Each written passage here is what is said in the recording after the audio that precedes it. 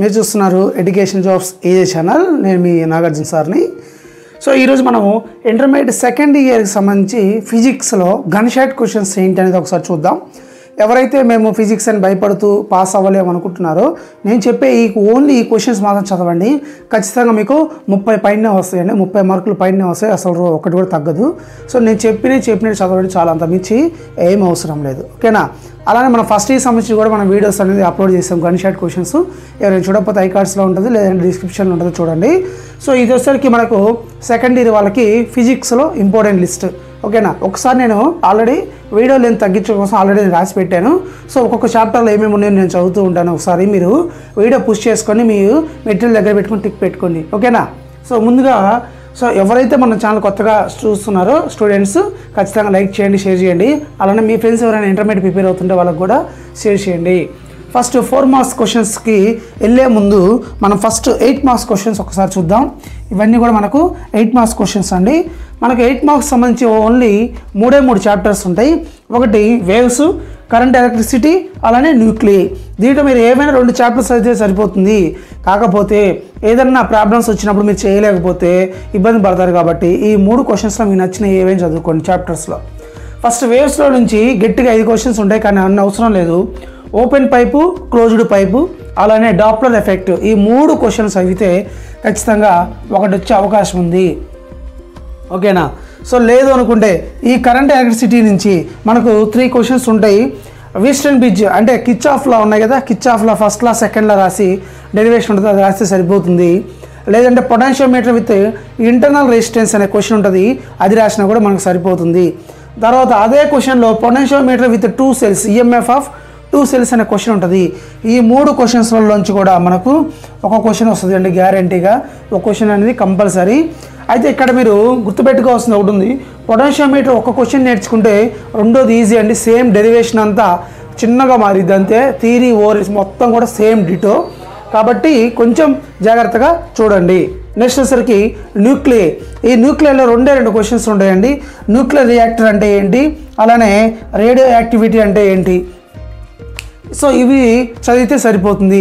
అయితే నేను ఎందుకు ఈ 3 చాప్టర్స్లో ఇవన్నీ చదవమంటున్నాను. ఇక్కడ 3, 6, 8 క్వశ్చన్లు 8 మార్క్స్ 8 చదివితే ఖచ్చితంగా మీరు 2 గ్యారంటీగా రాయగలుగుతారు. ఎందుకు సార్ మిగతా 2 చదివితే సరిపోతుంది కదా అని మీకు డౌట్ వస్తే, ఈ రెండిట్లోంచి ఈ 3 కాకుండా ఇంకా మనకు డాప్లర్ షిఫ్ట్ ఒకటి ఉంది, అలానే స్టేషనరీ వేవ్స్ కూడా ఉంది.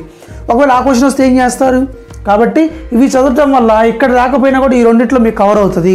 ఒకవేళ మన పేపర్ టఫ్ చేసినప్పుడు ఈ న్యూక్లియర్లో మనకి ఇంకా చైన్ రియాక్షన్ ఉంది, ఓకేనా. అంటే మనకు కార్బన్ ఆటమ్ సంబంధించిన చైన్ రియాక్షన్ ఉంది, కాబట్టి ఆ క్వశ్చన్ వచ్చే అవకాశం కూడా ఉంది. కాబట్టి ఇవన్నీ చదువుకోండి, కంపల్సరీ మీరు 2 క్వశ్చన్స్ గ్యారంటీ రాయగలుగుతారు, అష్యూర్, అది అంతే, ఫిక్స్, ఓకేనా. సో ఇక్కడ మనకు 16 మార్కులు మీ చేతుల్లో ఉన్నాయండి. అయితే ఓపెన్ పైపు, క్లోజ్డ్ పైపులో ప్రాబ్లం ఖచ్చితంగా అటాచ్ చేస్తాడు. అలానే మనకు వచ్చేసరికి న్యూక్లియర్ రియాక్టర్ కానీ రేడియో యాక్టివిటీ కూడా ఖచ్చితంగా ప్రాబ్లం యాడ్ చేస్తాడు. కాబట్టి మీరు కొంచెం అది గమనించండి, ఓకేనా. సో ఇది 8 మార్క్స్ సంబంధించి ఈ 8 క్వశ్చన్స్ చదివితే మనకు 16 మార్కులు పక్కా వచ్చేస్తాయి, ఓకేనా. మరి అదేవిధంగా 4 మార్క్స్ క్వశ్చన్స్ ఒకసారి చూద్దాం. రే ఆప్టిక్స్లో మనకు రే ఆప్టిక్స్ నుంచి ఈ రెయిన్బో అనే క్వశ్చన్ మనం చదివితే సరిపోతుంది. రెయిన్బో ఎలా ఫామ్ అవుతుంది, టోటల్ ఇంటర్నల్ రిఫ్లెక్షన్ అనే క్వశ్చన్ ఒకటి, ఫార్మేషన్ ఆఫ్ మిర్రేజ్ అనే క్వశ్చన్ ఒకటి, సన్ ఎపియర్ రెడ్ అనే క్వశ్చన్ ఒకటి. ఈ 4 ఖచ్చితంగా చదవండి చాలు, ఓకేనా. ఇంకేదైనా చదవాలి అనుకుంటే R=2F అనే ఒక క్వశ్చన్ ఉంటుంది, అంటే focal length is double of the radius అని ఉంటుంది. సో కావాలని చదవండి, లేదంటే ఈ 4 చదివినా కూడా సరిపోతుంది. ఎందుకంటే మనకు మొత్తం 8 చాప్టర్స్ ఉన్నాయి. 8 చాప్టర్స్ చదవటం వల్ల ఒక 2 క్వశ్చన్స్ మనం నెగ్లెక్ట్ చేయొచ్చు. దీంట్లో 6 చాప్టర్స్ చదివినా కూడా సరిపోతుంది. కాబట్టి ఇవన్నీ చదవటం వల్ల ఏంటంటే ఇలాంటి క్వశ్చన్స్ వచ్చినప్పుడు మనం చాయిస్ కింద వదిలేయచ్చు. R=2F చదివినా ఓకే, చదవాలనుకున్న చదువుకోవచ్చు. ఈ 4 కంపల్సరీ చదవాలి. తర్వాత వేవ్ ఆప్టిక్స్లో red shift, blue shift, Doppler effect అంటే ఏంటో రాసి రెడ్ షిఫ్ట్ అంటే ఏంటి, బ్లూ షిఫ్ట్ అంటే ఏంటో చదివితే సరిపోతుంది. తర్వాత ఇంటెన్సిటీ ఆఫ్ ది ఇంటర్ఫీరెన్స్ అనే క్వశ్చన్ ఒకటి ఉంటుంది, ఇది కూడా మనం ఖచ్చితంగా చదవాలి. కన్జర్వేషన్ ఆఫ్ ఎనర్జీ అనే క్వశ్చన్ ఖచ్చితంగా చదవాలి. రిజల్వింగ్ ఆఫ్ పవర్ ఆఫ్ ఐ అని ఈ 4 క్వశ్చన్లు ఖచ్చితంగా చదవాలండి. ఇంక మీ చదివితే చదవాల్సిన అవసరం లేదు. ఈ 4 కంపల్సరీ చదివితే ఒకటి గ్యారంటీగా వస్తుంది. Next electric charges and fields అనే చాప్టర్లో మనకు కూలుమ్స్ ఇన్వర్స్ స్క్వేర్ లా అనే క్వశ్చన్ ఒకటి, ఖచ్చితంగా చదవాలి. యాక్సియల్ లైన్ అనే క్వశ్చన్ ఖచ్చితంగా చదవాలి. అలానే ఈక్వటోరియల్ లైన్ అనేది కంపల్సరీ చదవాలి. తర్వాత intensity of the point due to point charge అని కానీ లేదంటే గాస్లా, ఈ రెండిట్లో ఏదో ఒక క్వశ్చన్ చదవండి సరిపోతుంది. రెండు చదువుతామన్నా కూడా మీ ఇష్టం అండి.